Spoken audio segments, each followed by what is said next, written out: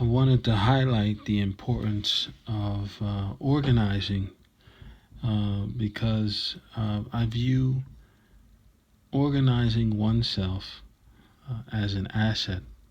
It can help you to achieve your goals, to get things done that are tasks or things that you need to accomplish in front of you.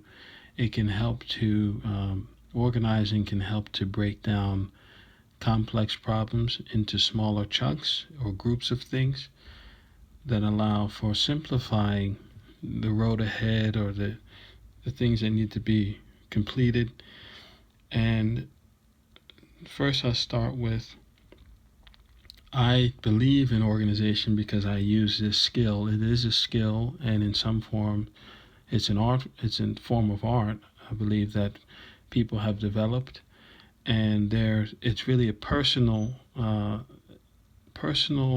approach to how one organizes themselves and the things around them, and it's very uh, personal in the sense that one person's organization may not be the same as another person's method, and we should appreciate that.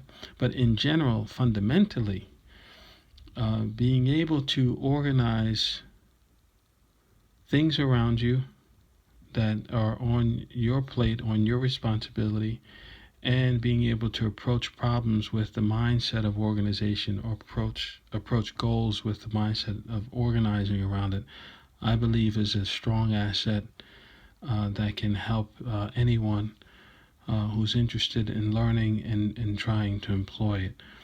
So I had previously actually recorded something like this, and I was highlighting very much on the goal setting oriented form of organization. But as I thought a little bit further through it, and I'm not a professional at this, it's just I'm sharing with you some of the approaches that I've taken. Um, I've thought through it, and I realized that it actually stems from, at least for me, it stems from the seeds of organization stem from my thoughts and thinking about the things I want to do in that particular day or over that next week or the next few months or the year or long-term goals. It can be as simple as what will I like to eat, or um, I need to fold my clothes, or I need to clean the bathroom.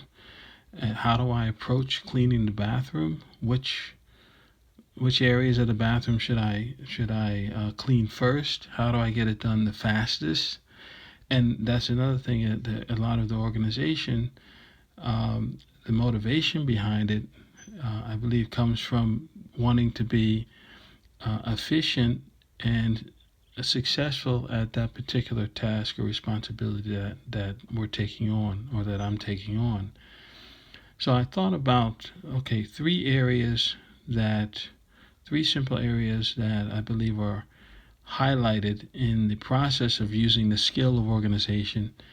And initially I was thinking, all right, goal oriented wise, we write things down and stuff like that. But this extends well beyond just short term, mid term, long term goals. This kind of extends unto how one's modus operandi, how one operates in anything. And it doesn't have to be something we write down and follow. It's just how we approach in thought different situations.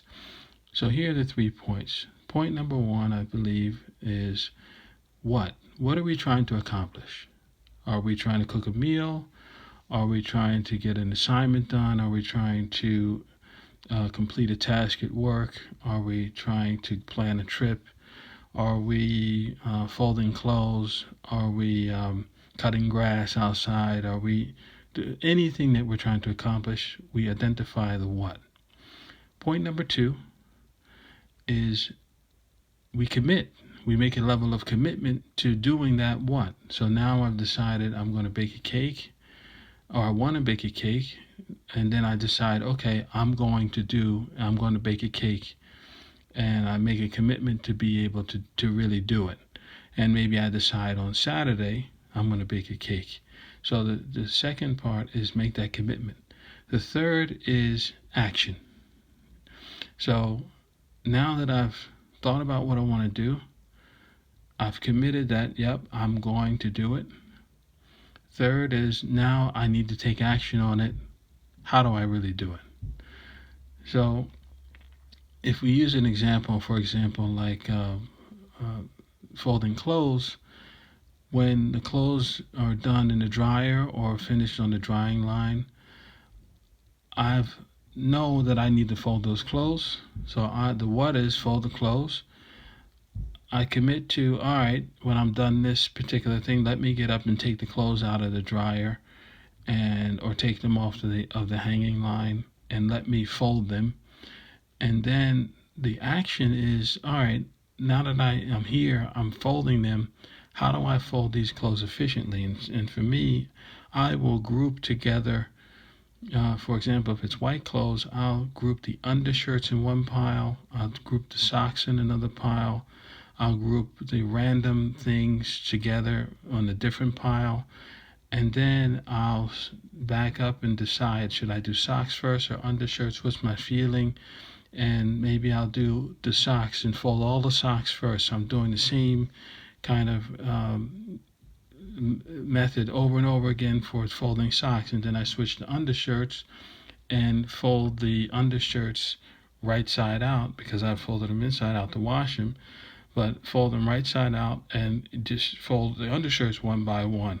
And then go to the last pile, the random pile, and get those things done. I found that that's been efficient to do in that order and that approach for me over time because I've kind of fine-tuned it. At one point, I was just kind of doing random clothes, socks and undershirts and things, but I was figuring out as I was doing it over time, how can I make this more efficient? How can I get this done quicker? How can I make it so that I don't have to think as much as I'm doing this? So that's one kind of area. The second area is something like a bigger goal, where maybe I have a to-do list of things that I write down that take a little bit more thought, maybe a little more involved, maybe longer term goals, maybe I have a project I want to complete. So first I start by thinking what that is, and it can be many different things. And the second is I make that commitment and write it down and record what it is I think I want to complete, and decide, yep, this is definitely something in the future that I want to get done. Write it on a list, and it can be many things, and writing it down allows us to commit but forget. In the moment we can forget about it because we know that it's on our to-do list and we can refer back to it later. That kind of frees up my mind when I'm organizing myself. If I have a real strong idea that I'm thinking about, some ideas I try to forget and not write so I don't commit to it, but the ones that actually come back up or the ones I think are definitely worthy and something I need to focus on, I'll actually write it down on the list, and that gives me a certain level of commitment. And then the last is coming back to it and taking action on it and figuring out how we actually get this thing done. Now, to all of this approaches, what, the commitment and action, it's all kind of a person's approach, a personal approach. For me, I've written things down that for years I haven't taken action on. So I committed, I thought, and I was committed, I am committed, but it's not a priority, so I didn't complete it, but I know it's on the list. And some things I found that I thought I would do later, I've moved to the front of the list and got those things done.